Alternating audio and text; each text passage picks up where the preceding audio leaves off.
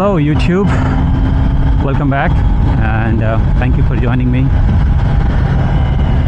for this video today. You might have actually already seen the walk around quick review video of the Ninja ZX-10R, and I realized in that video I said I will take it for a spin, I will record, will show you guys how it sounds and all that, but that didn't go as planned. So I thought, why not just do the same thing today. I did record a cold start video just to kind of show you guys how the bone stock exhaust and the whole setup sounds. And now I'm actually taking it for a ride to work. My thought process right now is to just kind of give you guys a little more feedback or tell you about my impressions of the bike so far as a daily rider. If you have been on the sports bike for long enough, you know what to expect. But if you are anyone like me who is considering it for the first time, or who has been riding other types of bikes, cruisers or touring, whether adventure or sports, and this is basically the first time you're thinking about buying a sports bike or getting into one, and you want to know, some of those experiences or the differences that I felt, I thought I would probably focus that on this video here. So for the next 10-15 minutes while I ride around the highways or roads of Houston here, I thought we'll talk about that. Hope you like it, and let me know if you want to hear anything else on top of it. So with that, the very first thing, I had this in my mind. I mean, could this be a daily rider through the traffic and just kind of sitting into the road and taking all the goods and bads of just this kind of heavy traffic, stop and go type of transportation, or a ride. I think I did this for the last 10-15 days, and after that 15 days of ride, I think it's a good bike. You can definitely do that.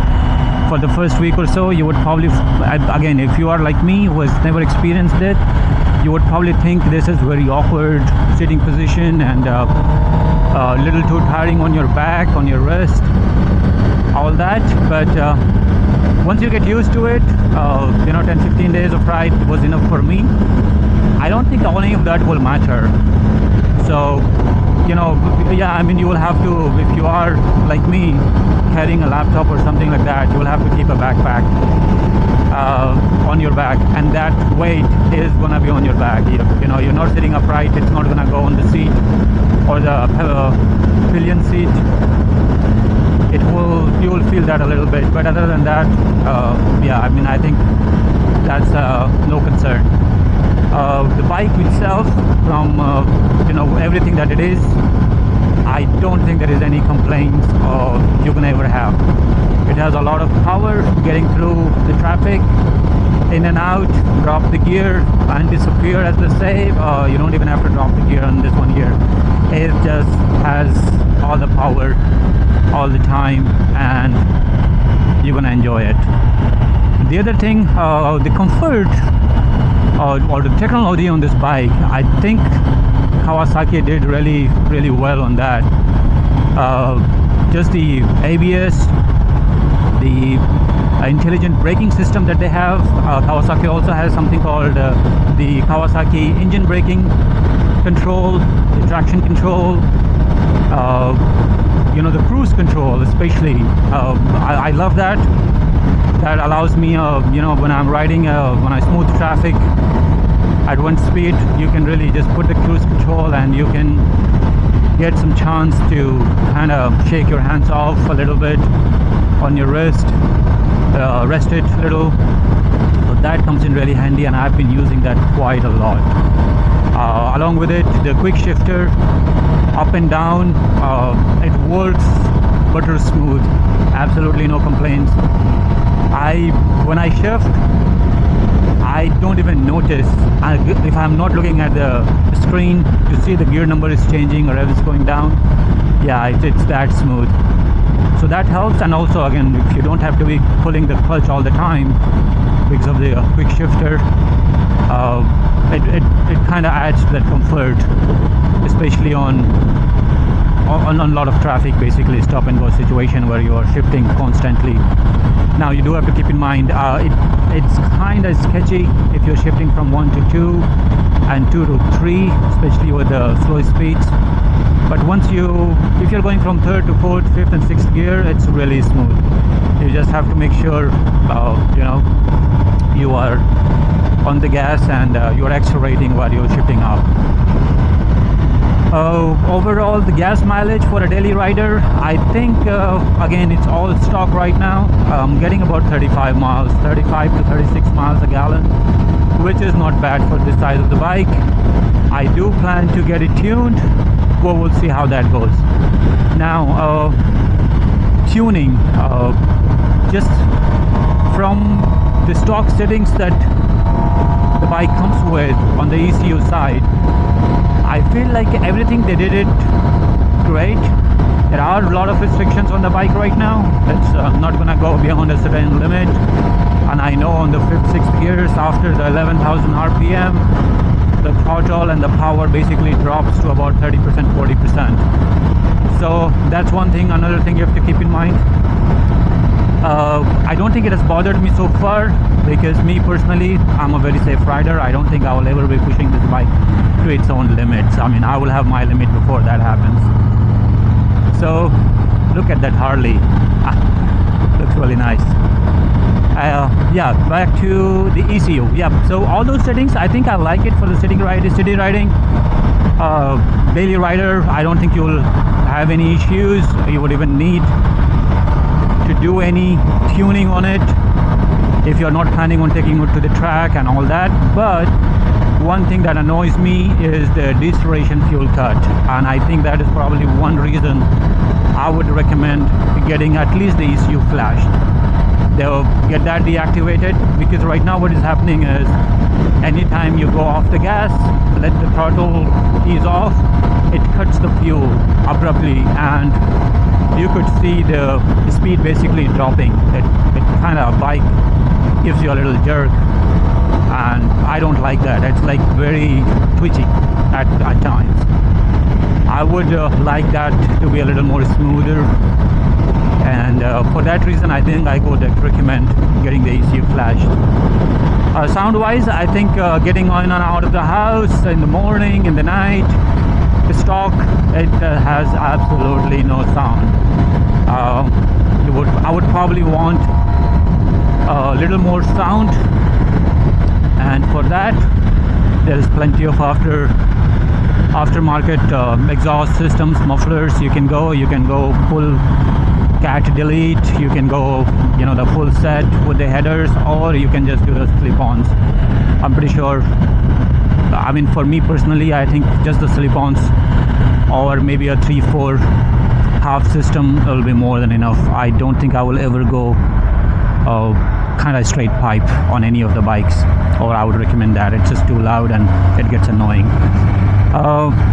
Other than that, what else do I have? No, I think that's pretty much it. Let me know if you guys have any specific questions, but really, I mean, if you are considering the bike, or from all the fun stuff apart from that, just from a daily rider's point of view and taking it to work, or sitting through the traffic, my opinion here is a thumbs up, given that I know what to expect. Again, I mean, when I compare this to my other bikes, I would rather be on those versus this one here. But then once again, I mean, this is a lot more fun. Handling, by the way, coming from those bikes, I always thought kind of hunching over and riding this type of riding position or sitting position is not for me. I would probably not be comfortable, and I would probably not be confident kind of making those maneuvers or taking it through the turns and all that. But I was wrong. I mean, this bike handles really well, and the sitting position actually works on the curves and the twisties. So this turns basically a lot more easier than any other bike that I've been on the on my Bobber or the Ninja SX or the Tracer 900, you know, all of those. So the center of gravity is really low on this one. Bike is on the ground and you feel that connection. You feel that, yeah, you're not very lifted too much high up, and that kind of gives a lot of confidence. So I can see myself kind of trying to go faster than my usual speeds on those known turns that I've known that, okay, I've tested my limits on, but this one actually kind of forces me to go a little more on those. So from that point of view, I mean, a lot more fun. Compromise on a little bit on the comfort side, and yeah, I mean, the color you can check. Kawasaki actually brings every year one different color, and they always have the KRT version. I've seen a lot of KRT versions, not many the black or the other colors that they have for the years. Me personally, I like the black. I do sometimes feel like the black stickers on this, that's a little too much black. They could have made that gray or something that stands out a little bit, because those stickers, decals, they are pretty much invisible. So that's another thing, something to consider. But yeah, I mean, if you are planning on buying, take a look at it in person, and you can judge for yourself from the riding and just being a user. All that, I think it's a thumbs up from me.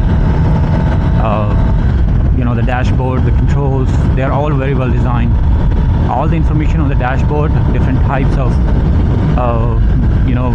controls and the measurements that kind of is on the display, they are all useful. Right now, I'm not sure if you can see the screen. I'll try to rotate the video a little bit, but it does have kind of all the basic information that I would need. One complaint that I think I complained about in my review video as well is the fuel gauge. The bike has about 4.5 gallons of capacity in the tank. It does not have a fuel gauge. You will have to reset the trip meter to keep an eye, but then again, you know, with this bike your mileage is never gonna be the same. So to aid that, they have, if you can see on the screen, a fuel range, but that's actually what you have consumed. So every time you fill up the tank, you have to reset that fuel gauge, and it will reset to 0. And as you're riding, bike will start consuming the gas, and it will tell you how much gas you have consumed. So if you see on the screen right now, it shows 3.1. That means I've consumed 3.1 gallons from the last fill up, which should have been about 4.5. So do your math, about 1.4 gallons left in the tank right now. So that's kind of annoying. It bothered me in the beginning. I don't care about that anymore. I do wish they had made that automatic. So what that would have, basically as soon as you fill it up, it resets to 0, and then it starts going up from there. But Kawasaki didn't do it anyway. So that's the only thing I think on the display side I felt like they missed it.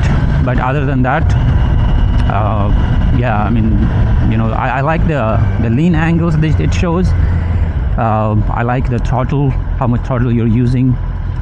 I like all the other displays. The mode, yeah, by the way, it does have user-defined modes as well. So you have road, sports, and rain, predefined ones, and then I think you have 2 customizable user mode where you can decide how much power, traction control, engine braking, all that you want. You can do that. You can do it right on the dash, or you can also use the Kawasaki Rideology app. App is pretty cool actually. I'll try to do another video on that one as well. Connects to your phone through Bluetooth, and you can do those settings. You can activate, deactivate functionalities based on your preferences. Pretty much kind of do a quick tuning on your phone, and you can send it to the bike. Bike will kind of adapt or update its own settings based on that. So I think that's pretty neat. What else? Yeah, I think that's pretty much it. I like the mirrors. They are useful, but they don't look very good. It extends out a little too much. So I've seen people kind of replacing those with the winglets, Rizoma or whatever. You might want to do that as well, but if you do it, you'll have to work out a solution for your blinkers. I have seen people removing them. I would not do that. I would want my blinkers to be there. But other than that, it's a pretty, I would say, a complete bike, a sports bike. Really nice, rides well, sounds good, and what should I say, it works for its purpose. And that's pretty much, I guess. I'm running out of ideas here, but yeah, I think that's it for now. If you guys have any specific questions about the bike, or experience, or let me know. I'll be more than happy to share my experiences with you guys. And yeah, I mean, and also by the way, I'm trying to put some more videos, more content. So if there is anything in specific, there is anything that you want to kind of have me talk about or listen to, let me know. I'll be very happy to take your feedback and work through those. And that's all for now then. Thank you for joining on the ride, and I'll see you guys in the next video. Feel free to add comments, give me some feedback, and that's it. Have a good one, and we'll see you guys in the next video. Thanks again for all the interaction, likes, subscribes, and stopping by the channel. Bye bye.